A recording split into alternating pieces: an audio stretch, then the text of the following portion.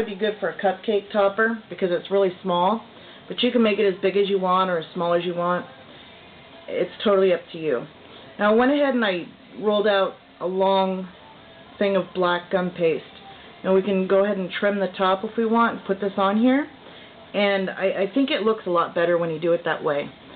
So I'm just going to at this time put a little gum glue around the brim, around the top, and oh gosh, I can't even draw a straight line here. Okay, just to secure it down. Now you could put water, that's fine. Any of the glues that are out there you can use, powdered sugar, any of that stuff. It would all work very well on this. I do prefer the gum glue just because I think it holds up a lot better. So now I rolled that a little bit too long, so I'm just going to snip it off and secure it down. Okay? So you're going to try to still keep that shape like a circle on top. And where the two ends meet right here, you can always make like a little buckle or an emblem or some kind of a decorative thing and put it there. Maybe a little skull or anything you want, and it would totally hide that for you. Now I've seen people try to figure out what to do with this, and I've had people ask me, well, what do you put in here? What's the point of doing this? For one, it's decoration.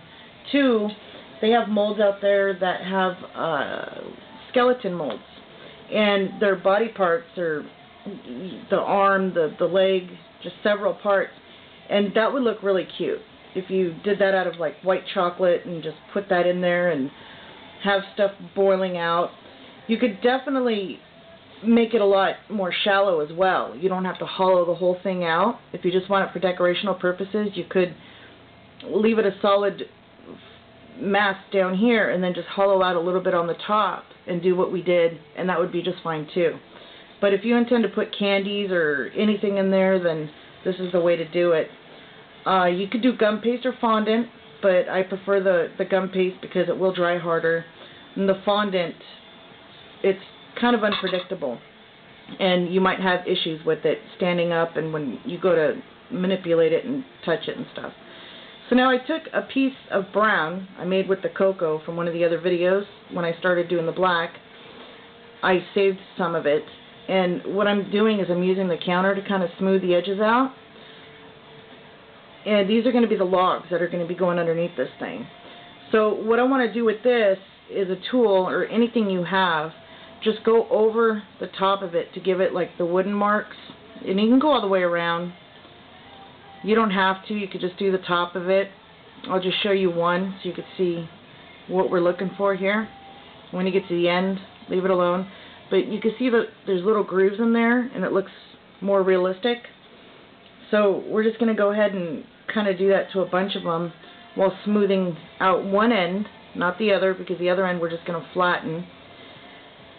And this way, if you want to go in and hit it with some darker shades of brown, it would look really cute. It would bring that out a lot more, all the indentations and stuff. So I'm just going to keep going through. And it's the logs, you could do as many as you want. There's no right or wrong way to do it. It's just total up to you.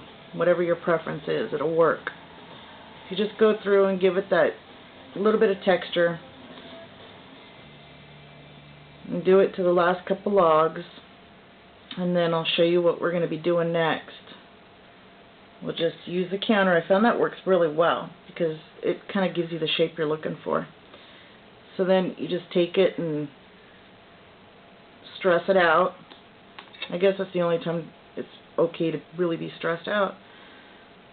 And you just shape it along. Now you could use a toothpick or a razor or anything you have handy. You don't necessarily have to run out and buy a bunch of expensive tools, because you do that you'll end up crying because you're going to find you're not even going to use half of them.